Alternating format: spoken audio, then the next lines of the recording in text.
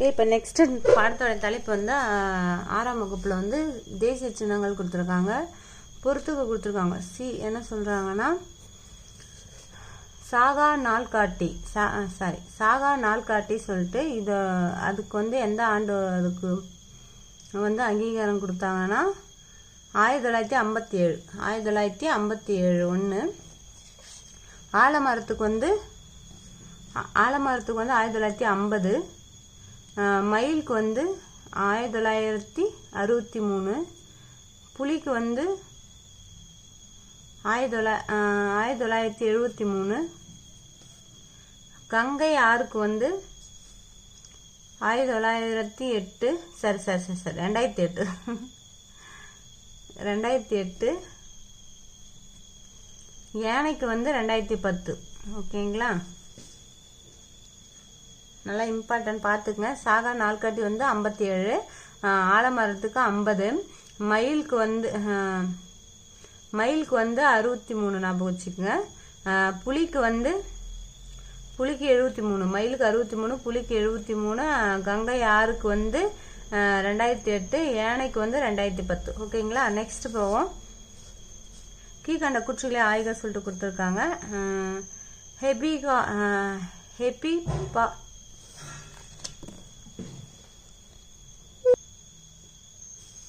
நெக்ஸ்ட்ல பார்ப்போம்.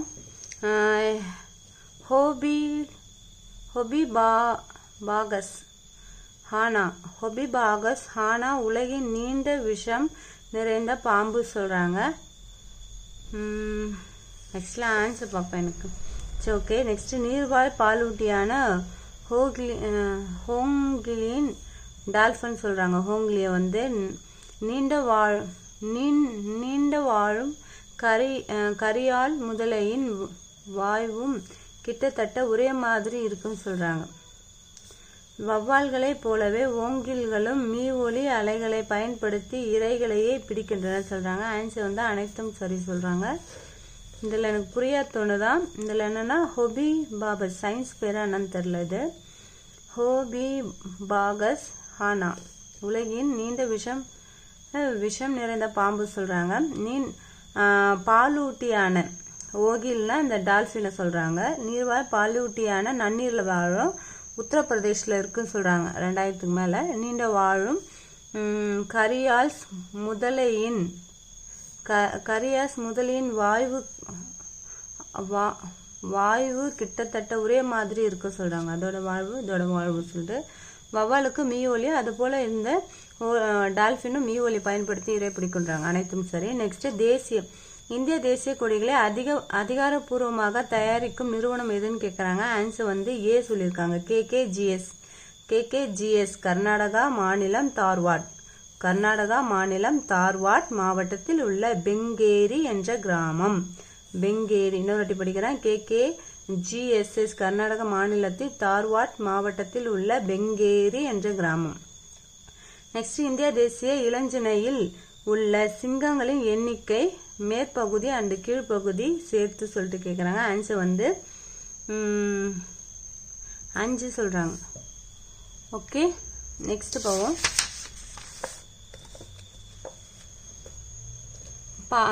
பாலில் இருந்து தயிர் உருவாக டேஷ் நுண்ணுயிர் பயன்படுதுன்னா லாக்டோபாக்டீரியா. அது இருக்கு. லாக்டோபாசிலஸ் டெல்புருக்கி சொல்றாங்க. ஆன்சர் வந்து டி தான்.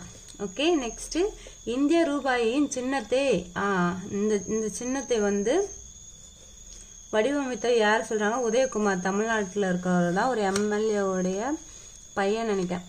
ஓகே, நெக்ஸ்ட் ஆன்சர் டி சொல்லியிருக்காங்க. கொஸ்டின் என்னன்னு படிப்போம். 16ஆம் நூற்றாண்டில் மன்னர் ஷெர்ஷா சூரி வெளியிட்ட வெள்ளி நாணயத்தின் ரூபாயா என்று பெயர். எந்த நூற்றாண்டுனா ஷெர்ஷா வந்து 16ஆம் நூற்றாண்டுல தான் அது வெளியிட்டிருக்காரு. யாருடைய ஆட்சி காலத்தில் சக ஆண்டு முறை தொடங்கியதுன்னு கேட்கறாங்க. சக ஆண்டு முறை யாரோட ஆட்சி காலத்தில் தொடங்கினா கனிஷ்கருடைய ஆட்சி காலத்தில். பிரபல வான் இயற்பியலாளர் மேக்நாத் ஷாகா தலைமையிலான நாள்காட்டி சீரமைப்பு குழுவின் பரிந்துரையின் பேரில் டேஷ் முதல் தேசிய நாள்காட்டி ஏற்றுக்கொள்ளப்பட்டதுன்னா 57. எந்த டே ஞாபகம் வச்சுக்கணும், மந்த் டே என்னன்னா சி இதான் சொல்கிறாங்க. 57 மார்ச் 22 நாள் காட்டினாவே மார்ச் 22 57. ஓகே, ஞாபகம் வச்சுக்கோங்க. 1896 தேசிய காங்கிரஸ் மாநாட்டின் போது வந்தே மாதரம் பாடலை பாடியவர் யாருன்னா ரவீந்திரநாத் தாகூர் தான் நினைக்கிறேன். கரெக்ட், ரவீந்திரநாத் தாகூர் தான். வந்தே மாதரம் பாடலை பாடியவர் ரவீந்திரநாத் தாகூர். எந்த காங்கிரஸ் கல்கத்தாவில் தான் நினைக்கிறேன். 1896 ஆண்டு. நெக்ஸ்ட் நாடு விடுதலை பெற்ற நாளன்று மகாகவி பாரதியாரின் ஆடுவோமே பள்ளி பாடுவோமே ஆனந்த சுதந்திரம் அடைந்து விட்டோமே என்ற ஆடுவோமே என்ற பாடலை அகில இந்திய வானொலியில் பாடிய பெருமை பெற்றவர் யாருன்னு கேட்குறாங்க. சுப்புலட்சுமி தான் நினைக்கிறேன். பார்க்கலாம். ஆன்சர் சியா, பட்டம்மாள். டி.கே. பட்டம்மாள் தான் வந்து வானொலியில் இந்த பாடல் பாடியிருக்காங்க, பாரதியார் பாடலை. பட்டம்மாள். நெக்ஸ்ட் தவறான கூற்று சொல்றாங்க. எது தவறுன்னு பார்ப்போம். ஆன்சர் டி கொடுத்துருக்காங்க. என்ன சொல்றாங்கன்னா, குடியரசு நாளில் பிரதமர் செங்கோட்டையில் கொடியேற்றினார் சொல்றாங்க. ஆக்சுவலா இப்ப செங்கோட்டையில ஏத்துறாங்க. ஆக்சுவலா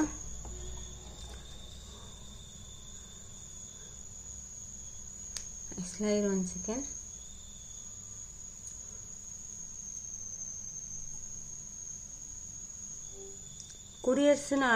குடியரசு நாளையில் பிரதமர் செங்கோட்டையில் கொடியேற்றா சொல்றாங்க. அந்த கூற்று தவறு சொல்றாங்க. ஏன்?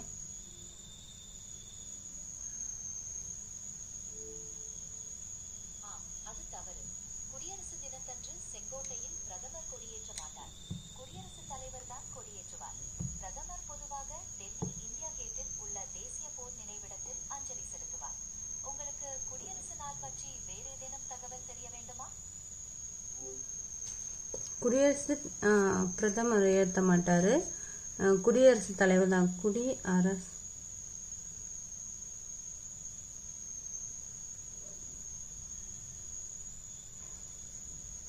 குடியரசுத் தலைவர் தான் ஏற்றுவார். பிரதமர் வந்து டெல்லி இந்தியா கேட்டில் உள்ள தேசிய போர் நினைவிடத்துல தான் வந்து பிரதமர் ஏற்றுவார். நெக்ஸ்ட் 3 கூற்றுகள் படிக்கிறோம். இந்திய அரசியல் சாசனம் நடைமுறைக்கு வந்த நாள் குடியரசு நாள் சொல்றாங்க. கரெக்ட். ஜனவரி 26 சொல்லிட்டு வருவாங்க. ஏற்றுக்கொண்டது வந்து டிசம்பர் 29 வரும். 1949 டிசம்பர் 1. ஓகே, நெக்ஸ்ட் குடியரசு நாடாக அறிவிக்கப்பட்ட பிறகு நாட்டின் முதல் குடிமகன் குடியரசுத் தலைவர் ஆவார். சரி. 1947 நாடு விடுதலை பெற்றுவிட்டாலும் அதற்கு பிறகு பிரிட்டன் ஆட்சியை இந்தியாவின் கௌரவ தலைவராக இருந்து வந்தார் சொல்றாங்க. ஆமா, இடைக்கால அரசுக்காக இருந்து வந்திருப்பாங்க. ஓகே. பாசறைக்கு திரும்புதல் என்று விழா நடைபெறும் நாள் எதுன்னு கேட்குறாங்க. ஆன்சர் வந்து ஜனவரி 29. பாசறைக்கு திரும்புதல் என்ற விழா நடைபெறும் நாள் ஜனவரி 29. காந்தியின் பிறந்த நாளை சர்வதேச அகிம்சை நாள். காந்தியின் பிறந்த நாளை சர்வதேச அகிம்சை நாளாக எந்த ஆண்டு ஐநா சபை அங்கீகரித்து கொண்டாடி வருகிறதுனா ஆன்சர் வந்து 2007 இருந்து அங்கீகரித்து கொண்டாடி வருகிறது ஐநா சபை. இந்திய அரசியலமைப்பு சபை என்பது மூவண்ண கொடிகளை தேசிய கொடியாக ஏற்றுக்கொண்டது எந்த ஆண்டுன்னு கேட்குறாங்க. ஆன்சர் வந்து 1947 ஜூலை 22 தான் வந்து இந்திய அரசியலமைப்பு சபை மூவண்ண கொடிகளை தேசிய கொடியாக ஏற்றுக்கொண்டது சொல்றாங்க. ஆண்டு 47 22ஆம் தேதி ஜூலை மாதம். இந்தியா எனது தாய்நாடு என தொடங்கும் நமது தேசிய உறுதிமொழியை டேஷ் என்பவர் தெலுங்கில் எழுதினார் கேட்குறாங்க. ஆன்சர் வந்து பிரேமாரி வெங்கட சுப்ராவு. சாரி, பிருத்திமாரி வெங்கட சுப்ராவு தான் வந்து தெலுங்குல எழுதினா சொல்றாங்க. அது என்ன சொல்றாங்கன்னா, இந்தியா எனது தாய்நாடு என தொடங்கும் நமது தேசிய உறுதிமொழியை யாரு தெலுங்கு லாங்குவேஜ்ல தெலுங்கில் எழுதியிருப்பார். யார் எழுதியிருப்பார்னா பித்திமாரி வெங்கட சுப்பராவு. நெக்ஸ்ட், உலகின் நீளமான நச்சு கொண்ட பாம்பு கிங் கோப்ரா எத்தனை 18 அடி. ஓகே. தவறான இணை தேர்ந்தெடுக்க சொல்றாங்க. ஆன்சர் வந்து லடாக் பேல் செல்ஸ் 2010 சொல்றாங்க. இதான் தவறு சொல்றாங்க. ஆற்று ஒகிலுக்கு வந்து 2010 கொடுத்துருப்பாங்க அங்கீகாரம். மாம்பழத்துக்கு வந்து 1950, தாமரைக்கு 1950 வரும். லாக்டோபாக்டீரியா ஆக்சுவலாக வந்து அதுக்கு வந்து லாக்டோபாக்டீரியா என்ன சொல்கிறாங்கன்னா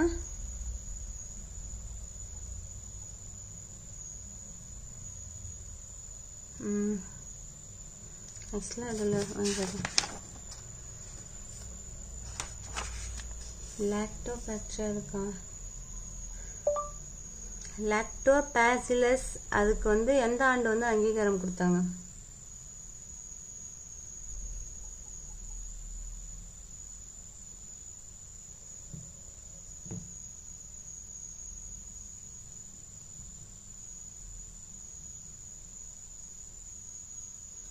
சயின்ஸில் வந்து 1990 சொல்கிறாங்க.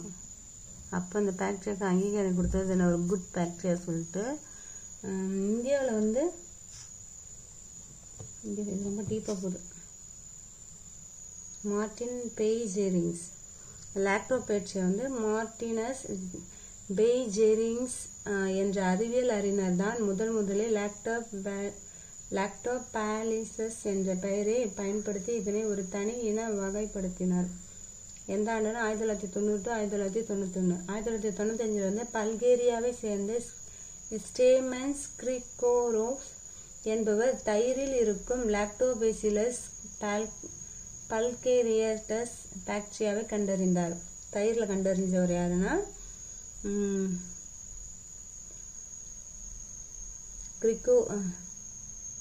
ஸ்டேமன் கிரிகோரோ வந்து தயிரில் இருக்கும் கண்டறிஞ்சிருக்காரு. எந்த ஆண்டுனா 1905. 1907 வந்து நோபல் பரிசு பெற்ற ஹெலி மெட்சனிங்கோ என்பவர் லாக்டோபாசிலஸ் பாக்டீரியாவை மனித ஆரோக்கியத்திற்கும் நீண்ட ஆயுளுக்கும் அவசியம் என்று தனது ஆராய்ச்சி மூலம் உலகிற்கு தெளிவுபடுத்தினார். யார்னா ஹெலி மெட்சனிங்கோ.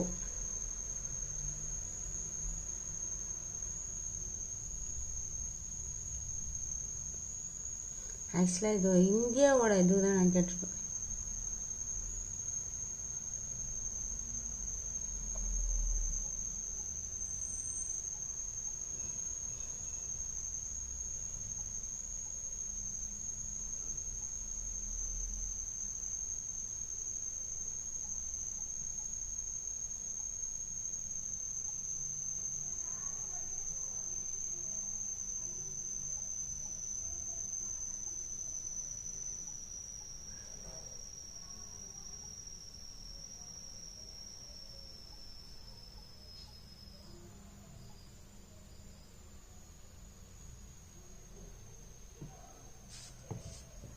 உலகின் மொத்த புலிகளின் எண்ணிக்கையில் இந்தியா எத்தனை சதவீதம் கொண்டுள்ளதுன்னா ஆன்சர் வந்து 70% வந்து கொண்டுள்ளது.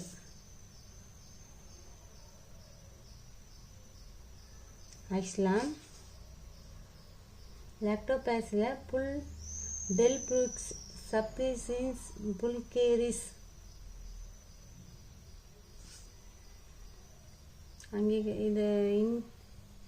அங்கீகரிக்கப்பட்ட 2012 அக்டோபர்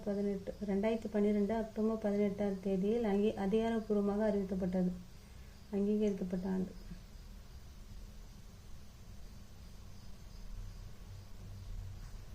2012 அக்டோபர் 18 சொல்றாங்க. அக்டோபர் 18 2012 அக்டோபர் 18 அப்பதான் சொல்றாங்க. ஓகே,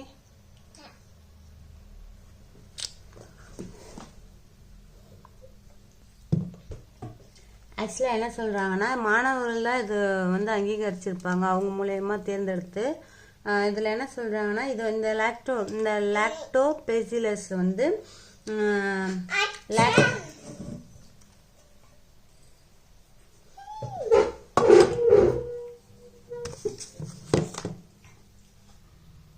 நெக்ஸ்ட் உலகின் மொத்த புலிகளின் எண்ணிக்கையில் இந்தியா எத்தனை சதவீதம் கொண்டுள்ளதுன்னா 70%. தவறான கூற்று தேர்ந்தெடுத்து சொல்றாங்க. ஆன்சர் வந்து சி சொல்லியிருக்காங்க. என்ன சொல்லியிருக்காங்கன்னா ஆற்று ஒயில் தான் வாழும் ஆட்சியின் சூழல் அமைவினை பாதுகாக்கிறது சொல்றாங்க. ஆக்சுவலாக இது தவறு சொல்கிறாங்க. அப்போ மீதி 3 சரியாக இருக்கிறத படிக்கிறேன். பெருமையின் சின்னமாக ஆலமரம் மருத்துவ குணம் கொண்டது சொல்கிறாங்க. சரி. தோகையை கொண்ட பறவை மயில் இந்தியாவை தாயகமாக கொண்டது. சரி. லாக்டோபெசிலஸ் ஒரு தோழமை பாக்டீரியா சொல்கிறாங்க. சரி. ஏன்னா இது வந்து குட் பாக்டீரியா, அதனால தோழமை பாக்டீரியா. ஓகே. நெக்ஸ்ட்டு, தமிழ்நாட்டில் டேஷ் மாவட்டத்தில் மயில்களுக்கான சரணாலயம் உள்ளதுன்னு கேட்குறாங்க. ஆன்சர் வந்து டி, புதுக்கோட்டை. நெக்ஸ்ட், தமிழகத்தின் மாநில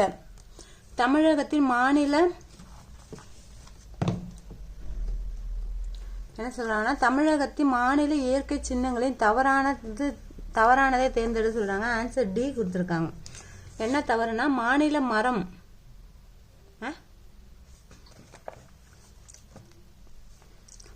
இது இந்தியாவுடைய மரம் தான் வந்து ஆலமரம் வரும். மாநில மரம் வந்து நம்மளுக்கு பனை மரம் வரும். ஓகேங்களா? அதனால இது தவறு. நம்ம தமிழ்நாட்டோடைய விலங்கு வந்து வரையாடு, மலர் வந்து செங்காந்தர் மலர், பறவை வந்து மரகதப்புறா. ஓகே. நெக்ஸ்ட் டி என்ன சொல்றாங்கன்னா, தேசிய கொடி குறித்த செய்திகளில் தவறானது சொல்றாங்க. டி சொல்லியிருக்காங்க ஆன்சர். அப்ப டி என்ன தவறு கொடுத்துருக்காங்கன்னா, நடுவில் தேசிய கொடியை பத்தி வெளிர் நீல நிறம் சொல்றாங்க. வெளிர் நீல நிறம் கிடையாது, ஒயிட் தான். நடுவில் சக்கரம் மட்டும்தான் உங்களுக்கு நீல கலர்ல இருக்கும், டார்க் நீலம். அமைந்துள்ள அசோக சக்கரம் அறவழியையும் அமைதியையும் வலியுறுத்து சொல்றாங்க. ஆக்சுவலா நடுவில் வெளிர் நீலம் சொல்றாங்க. வெளிர் நீலம் இல்ல, அது நல்லா அடர்ந்த நீளம் தான் வரும். அதனால தவறுன்னு நினைக்கிறேன். நெக்ஸ்ட், மேல் பகுதிகளில் உள்ள காவி நிறம் தெரிவதையும் தியாகத்தையும் குறிக்கிறது. மேல இருக்க காவி நிறம் வந்து தைரியத்தையும் தியாகத்தையும் குறிக்கிறது சொல்றாங்க. இடையில் உள்ள வெள்ளை நிறம் வந்து நேர்மை, அமைதி மற்றும் தூய்மையை குறிக்கிறது சொல்றாங்க. கீழ்ப்பகுதியில் உள்ள பச்சை நிறம் வந்து செழுமையும் வளத்தையும் குறிக்கிறது சொல்றாங்க. நெக்ஸ்ட், தேசிய கொடி அகலம் நீளம் டேஷ் என்ற சதவீதத்தில்னா 3:2 நினைக்கிறேன். ஆன்சர் வந்து ஏ. சாரி, 2:3. ஓகே. நெக்ஸ்ட், 2:3. இந்திய தேசிய கொடியை வடிவம் அமைத்தவர் யாருன்னு கேட்குறாங்க. வெங்கையா நாயுடு. சாரி, பிங்காலி வெங்கையா இவரு தான் நினைக்கிறேன். இரு பார்க்குறேன். ஆன்சர் வந்து சி, பிங்காலி வெங்கையா. குழப்பத்துக்காகவே வெங்கையா முன்னாடி கொடுத்து வச்சிருக்காங்க. நெக்ஸ்ட், விடுதலை இந்தியாவின் முதல் தேசிய கொடி எங்கு நெய்யப்பட்டதுன்னா நம்ம குடியாத்தம் தமிழ்நாடு, வேலூர் மாவட்டம். நெக்ஸ்ட், இந்திய விடுதலை நாளில் பறக்க விடப்பட்ட முதல் தேசிய கொடி டேஷ் அருங்காட்சியகம் நம்ம சென்னையில் தான் இருக்கு. Answer A. ஓகே. நெக்ஸ்ட், தவறான கூற்று தேர்ந்தெடு சொல்றாங்க. ஆன்சர் வந்து டி சொல்லியிருக்காங்க. டியில் என்ன சொல்றாங்கன்னா, திருப்பூர் குமரனின் தியாகத்தை நினைவு கூறும் வகையில் அவரது 100ஆண்டில் இந்திய அரசு அவருக்கு பாரத ரத்னா விருதளித்து சிறப்பித்தது சொல்றாங்க. ஆக்சுவலா இது தவறு சொல்றாங்க. இது பார்க்கணும், செக் பண்ணி பார்ப்போம். அதுக்கு முன்னாடி சரியா இருக்க 3 கூற்று படிக்கலாம். திருப்பூர் குமரன் ஈரோடு மாவட்டத்தில் உள்ள சென்னிமலையில் பிறந்தார். சரி. திருப்பூர் குமரன் கொடி காத்த குமரன் என்று அழைக்கப்படுகின்றார். சரி. 1932 காந்தியடிகளை கைது செய்ததை கண்டித்து நாடெங்கிலும் போராட்டம் நடைபெற்றன. அந்த போராட்டத்தில் இவர் கலந்து கொண்டிருப்பாரு. அப்பதான் வந்து தடியடியால வந்து திருப்பூர்ல இறந்துருப்பார் கொடி. நெக்ஸ்ட், இது இப்ப இந்த பாரத ரத்னா விருது கொடுத்துட்டு இல்லைன்னு நினைக்கிறேன். இது கூற்று தவறு சொல்லியிருக்காங்க. திருப்பூர் குமரன் தியாகத்தை நினைவு கூறும் வகையில். ஓகே, 1 செகண்ட் இருங்க, செக் பண்ணி பார்க்குறேன். திருப்பூர் குமரனியின் தியாகத்தை நினைவு கூறும் வகையில் அவரது 100ஆண்டில் இந்திய அரசு அவருக்கு பாரத ரத்னா விருதளித்து சிறப்பித்து சொல்றாங்க. இது சரியா தவறா? அது தவறு. திருப்பூர் குமரனின் தியாகம் மிகப்பெரியது என்பதில் எந்தவித மாற்று கருத்தும் இல்லை. ஆனால் இந்திய அரசு அவருக்கு பாரத் ரத்னா விருது வழங்கவில்லை. அவரை கௌரவிக்கும் வகையில் இந்திய அரசு 2004ஆம் ஆண்டு அவரது நினைவாக அஞ்சல் தலை வெளியிட்டுள்ளது. ஆக்சுவலாக என்ன சொல்லியிருக்காங்கன்னா, 2004 வந்து அவருக்கு அஞ்சல் தாளை வெளியிட்டிருப்பாங்க. அஞ்சல் தாள் வெளியிட்டிருப்பாங்க. அதுதான். ஓகேங்களா? இதில் வந்து தப்பாக கொடுத்துருக்காங்க பாரத ரத்னா சொல்லிட்டு. நெக்ஸ்ட், நெக்ஸ்ட் சாரநாத் அசோக் தூணியின் உச்சியில் அமைந்திருக்கும் நான்முக சிங்கம் இந்தியாவின் தேசிய இளஞ்சின்னையாக எப்பொழுது ஏற்றுக்கொள்ளப்பட்டது சொல்றாங்க. ஆன்சர் வந்து பி சொல்லியிருக்காங்க. எப்பனா ஜனவரி 26, 1950 ஏற்றுக்கொள்ளப்பட்டது சொல்லிட்டு. நெக்ஸ்ட் அசோகர் காலத்தில் சாரநாத் என்ன சொல்றாங்கன்னா, அசோகர் காலத்தில் சாரநாத் தூணியின் உச்சியில் அமைந்திருந்த நான்முக சிங்கம் தற்போது எங்கு அமைந்துள்ளதுன்னா சாரநாத் அருங்காட்சியகம். இதுதான் சரி, answer C. Next Rabindranath Tagore இயற்றிய ஜனகண மன பாடலை ஹிந்தி மொழியாக எப்பொழுது இந்திய அரசியலமைப்பு சபையால் தேசிய கீதமாக ஏற்றுக்கொள்ளப்பட்டது? சரி, ஹிந்தி மொழியாக்கம் எப்போது? ஹிந்தி மொழியாக்கம் தப்பா படிச்சிட்டேன். ஹிந்தி மொழியாக்கம் எப்போது இந்திய அரசியலமைப்பு சபையால் தேசிய கீதமாக ஏற்றுக்கொள்ளப்பட்டதுன்னா ஆன்சர் சி, 1924 1950. ஓகே. நெக்ஸ்ட் எங்கு நடைபெற்ற இந்திய தேசிய காங்கிரஸ் மாநாட்டில் 1911 டிசம்பர் 27 ரவீந்திரநாத் தாகூரின் ஜனகண மன பாடல் முதலாக பாடப்பட்டது சொல்றாங்க. ஆன்சர் வந்து டி, கொல்கத்தா. ஆக்சுவலா வந்தே மாதரம் பாடல் கூட பாடி இருப்பாங்கன்னு சொல்லிட்டு நம்ம படிச்சிருக்கோம். 1 செகண்ட்.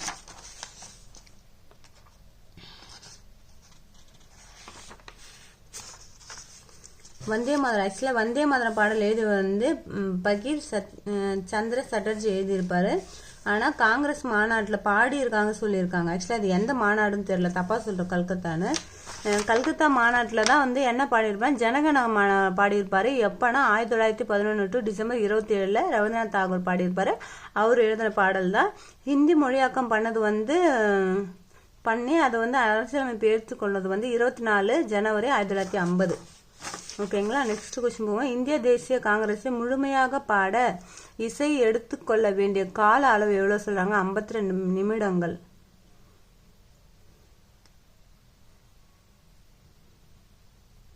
வினாடிகள் நினைக்கிறேன். வினாடிகள் தான், நிமிடம் வராது. நிமிடம்னா 3/4 மணி நேரம் ஆயிடும் இல்லையா, 1 மணி நேரம். வினாடிகள். ஓகே. நெக்ஸ்ட் வந்து வங்க எழுத்தாளர் பகிம் சந்திர சட்டர்ஜி எழுதிய வந்தே மாதரம் பாடலின் முதல் பத்தி விடுதலை போராட்டத்தில் முக்கிய பங்களித்தது. இதன் காரணமாக தேசிய கீதத்திற்கு இணையான தேசிய பாடல் ஜனகணமன வந்து கீதம். ஜனகணமன வந்து கீதம். வந்தே மாதரம் வந்து பாடல். ஓகேங்களா. என்ற சிறப்பு பாடலுக்கு அளிக்கிறது என்று அறிவித்தவர் யாருன்னு கேக்குறாங்க. ஆன்சர் வந்து ராஜேந்திர பிரசாத் தான் வந்து அறிவிச்சிருப்பாரு. நெக்ஸ்ட் இந்தியாவின் மிக நீளமான ஆறு எதுன்னு கேக்குறாங்க. ஆன்சர் வந்து கங்கை நதி. தேசிய பாரம்பரிய விலங்கு எதுன்னு கேக்குறாங்க. ஆன்சர் வந்து ஆணை. கரியால் முதலை என்பதுனா என்னன்னா சொப்பு மூக்கு முதலை தான் வந்து கரியால் முதலை சொல்றாங்க. கங்கை நதி நீர் நீளம் எவ்வளவுன்னு கேக்குறாங்க. ஆன்சர் வந்து 2525 கிலோமீட்டர். 2025 கூட ஷார்ட்டா ஞாபகம் வச்சுக்கலாம். 25 சொல்லிட்டு 2525 கிலோமீட்டர் சொல்றாங்க. Next last question. பிரம்மபுத்திரா நதியின் நீளம் எவ்வளவுன்னு கேக்குறாங்க. ஆன்சர் வந்து 3848. ஓகே. உலக சாதனை படைத்த ஆலமரம் இந்தியாவில் எங்கு உள்ளதுன்னு கேக்குறாங்க. ஆன்சர் வந்து கொல்கத்தா ஹவுரா என்ற பிளேஸ்ல இருக்கு. கொல்கத்தாவில் ஹவுரா என்ற பிளேஸ்ல இருக்கு. தேங்க்யூ.